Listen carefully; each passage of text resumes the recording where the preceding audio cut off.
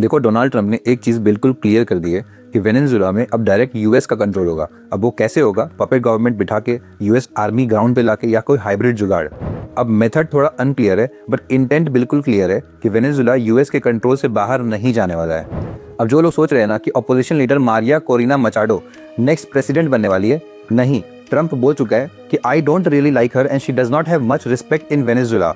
और ऑनेस्टली वहाँ के जो military old guard, old system के लोग, स्ट्रॉन्ग मैन है, वो किसी इतनी ओपनली प्रो यूएस लीडर को कभी प्रेसिडेंट एक्सेप्ट ही नहीं करेंगे। तो मचाडो का रोल था नैरेटिव बिल्ड करने में, इंटरनेशनल प्रेशर क्रिएट करने में, पावर लेने में। अब ये सब हो गया, उसका चैप्टर ओवर। अब ना थोड़ा और अनकंफर्टेबल एंगल पे आते हैं। जो वेनेजुएला में हुआ है ना, वो सिर्फ मिलिट्री स्ट्रेंथ का रिजल्ट नहीं लगता है। इसमें यूएस टेक कंपनीज काफ़ी इन्वॉल्व है। Google, Meta, maps, location, data, social media activity किसी को भी ऐसे ही रैंडमली उठा नहीं सकते। उसके लिए एग्जैक्ट कोऑर्डिनेट्स, मूवमेंट पैटर्न और बहुत सारा पर्सनल डेटा चाहिए होता है। तो डेटा तो लीक हुई है फॉर श्योर। अब ऑलमोस्ट सारी कंट्रीज यूएस टेक इकोसिस्टम पे डिपेंडेंट है, एक्सेप्ट चाइना। चाइना का खुद का इकोसिस्टम है, इसलिए चाइना थोड़ा इंसुलेटेड है, बट बाकी कंट्रीज काफ़ी वल्नरेबल है। इसलिए अगर यूएस वेनेजुएला के साथ ये कर सकता है, तो थ्योरेटिकली किसी के साथ भी कर सकता है, स्पेशली वीक कंट्रीज जिनके पास ऑयल है पर न्यूक्लियर डिटरेंस नहीं है।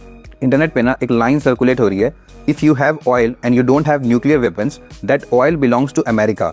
डार्क है, बट वेनेजुएला के बाद ये लाइन जोक नहीं लगती। अब जरा सोचो, बाकी वर्ल्ड लीडर्स क्या सोच रहे होंगे। ईरान का सुप्रीम लीडर खमानी के लिए भी ट्रंप ने ट्वीट कर दी है, we are locked and loaded. अब समझ आ रहा है ईरान क्यों न्यूक्लियर वेपन बनाने की कोशिश कर रहा था। यूक्रेन के प्रेसिडेंट जेलेंस्की भी यही सोच रहे होंगे कि जब मदुरो के साथ हो सकता है, तो पुतिन मेरे साथ भी कर सकता है।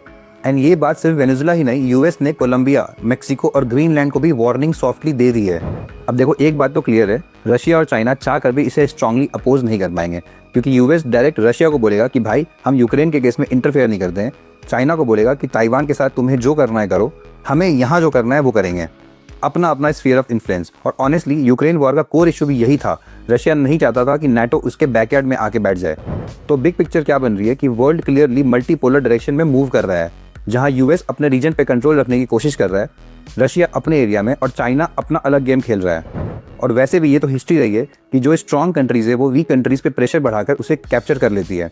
अब इंडिया की बात करें तो इंडिया का एक एडवांटेज है कि इंडिया बैलेंस जानता है, ना पूरा यूएस कैंप में है, ना तो पूरा रशिया कैंप में, और चाइना के साथ तो टेंशन ही चल रही है।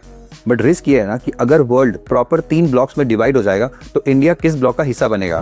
देखो, जिस तरीके का जियोपॉलिटिक्स चल रहा है ना, वर्ल्ड मूव कर रहा है ट्राइपोलर ग्रुप में, और जब जब ऐसे 2-3 ग्रुप ऑफ कंट्रीज बनी है, वर्ल्ड वॉर हुआ है। तो क्या ये वर्ल्ड वॉर 3 की शुरुआत है? आपको क्या लगता है? कमेंट में बताओ। और ऐसे ही अमेजिंग इन्फॉर्मेशन के लिए मुझे फॉलो करो और चैनल को सब्सक्राइब करो।